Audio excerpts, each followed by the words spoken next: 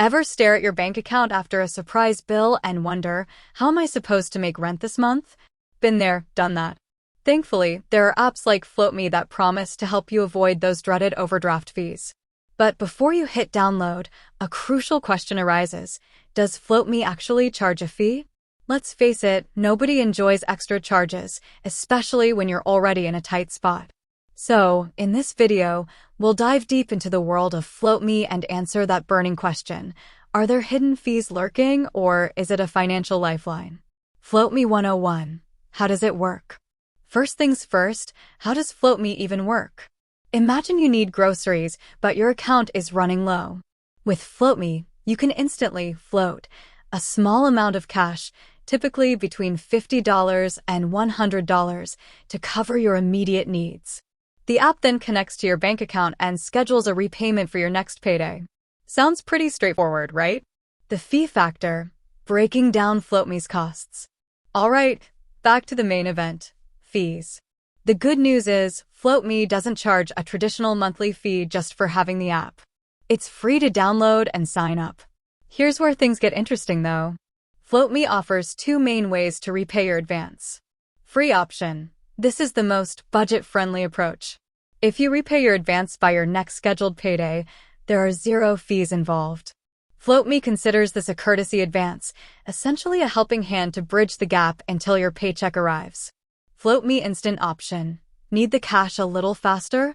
FloatMe offers an instant advance which comes with a one-time fee. The exact fee depends on the amount you float, but it typically falls somewhere between $1 and $3.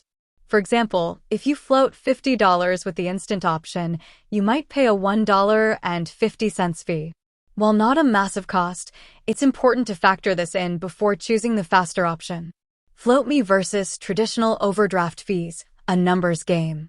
Let's be honest, overdraft fees from your bank can be brutal.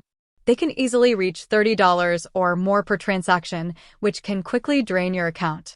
Compared to that, FloatMe's one-time fee for the instant advance can seem like a steal. Here's a quick comparison. Imagine you accidentally overdraft your account by $50. Your bank might hit you with a $30 fee, bringing your total to a whopping $80. Ouch!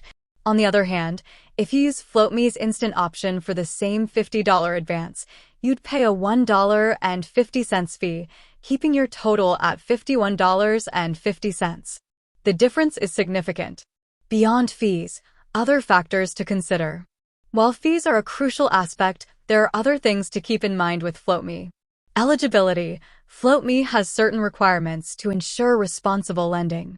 They'll look at your bank account activity and income to determine your eligibility for an advance and the maximum amount you can float.